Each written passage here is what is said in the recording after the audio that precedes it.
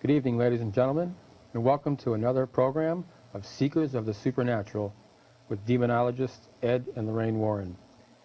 Ed and Lorraine Warren have been involved in the supernatural realm for over 40 years. Tonight we have an exciting program. We're going to be seeing many psychic photographs, which the Warrens will be speaking about, and my name is Tony Sparrow. Ed, I'd like to talk to you a little bit about, if I could, about psychic photographs in general. How are they taken? When are they taken? Can anybody take them? Do you have to be a psychic, for instance, to take a psychic picture? No. Psychic pictures, I think, are one of the most interesting phenomena to me that we come across in our investigations, because the camera is an impartial witness. It takes a picture of what it sees. It's not something that's made up, something that it believes in. It's an impartial witness. And there are many ways that pictures of ghosts can be taken. Now, when I speak of a ghost, Tony, I'm talking about something like the electromagnetic energy, which really you can't see any characteristics of anything. It's just energy. An apparition would be one in which you actually see the characteristics of that person, such as Katie King, which we'll be seeing in this series here. Mm-hmm. But a ghost can actually project its image onto the film simply by thinking of what it looks like. For instance, if I wanted to look like Andrew Jackson and I were a spirit, I would think of what Andrew Jackson looks like, and I would project that image telepathically, and the camera would pick that up. Also, if I wanted to project any kind of an image to a person, say for yourself, you walk into a house, I'm a ghost. I project the image as I look right now to you. I bypass your physical eye and go into your mind's eye or the third eye. You see it like Lorraine sees it. We go into a haunted house. She's seeing things clear visually. I can't see that. You can't see that. So she's very necessary to our investigation. Even though I can't see a thing, I know it's there because I can trust her clairvoyance.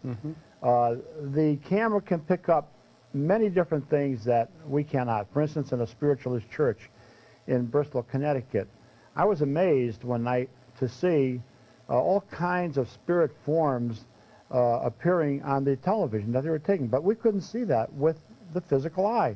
But the camera picks that up. And that's the importance of your cameras today, which we didn't have many years ago.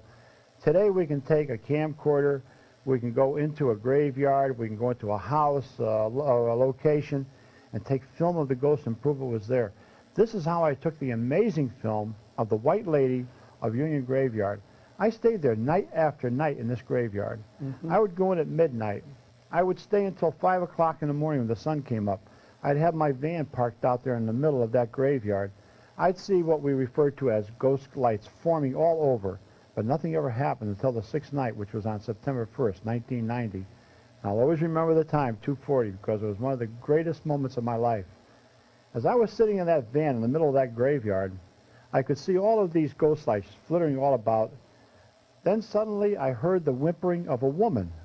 That's the only way I can describe it. Although there were millions of insects, just crickets, everything chirping away. I heard this weeping. I had the camcorder right alongside of me in the van. I grabbed the whole of it, went outside, and I could see all of these ghost lights forming into a figure of a female. And then I could actually make out that it was a female because I could see the long dark hair. I could make it out much clearer than what my video camera picked up later. I could see a woman which appeared to be in her late 30s, maybe early 40s. And she looked as though she was much closer than what my video camera picked up. That's the amazing thing.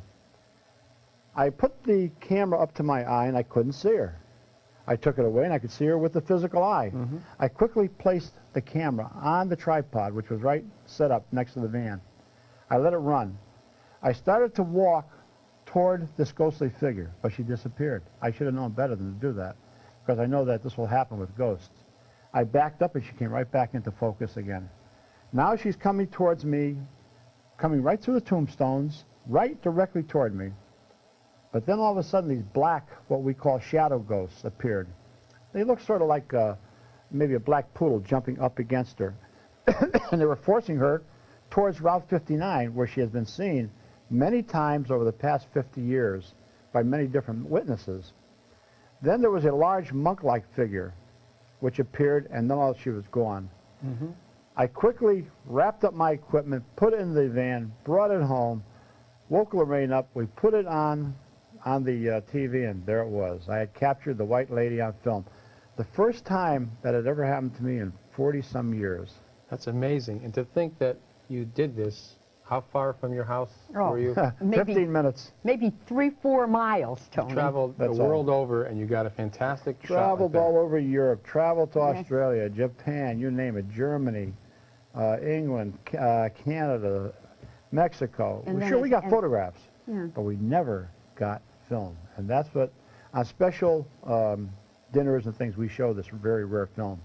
Now, Lorraine, can anybody, for instance, just walk into that graveyard and take a Yes. picture, and it will come out okay as a spirit? Yeah, that's what's so amazing, Tony. How would they go about doing that? Just Well- walk in there with a special camera, or? No, they don't need a special camera. Tony, they don't even need special film.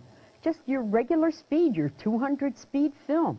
But a flash is important. Is important. Now look at the picture that we're looking at right now, Tony. You can explain about this, how John took that Okay, picture. I understand that we have some psychic photos that our cameraman, John Helstosky, has taken. John has been involved in our work for Oh, a yeah. long time, and a student. But John has taken some phenomenal pictures, and what we'd like to do, if we could, is to put some of these slides up on the monitor so we could describe exactly what we're seeing here, Ed. So if we could put the first slide up and look at it. Wow.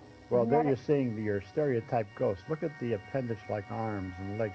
You know, when you see these little cute ghosts that are painted and drawn on Halloween, this is your stereotype ghost right here. Isn't that beautiful? The electromagnetic energy taken from the plant life in the cemetery is used by the spirit to form this image.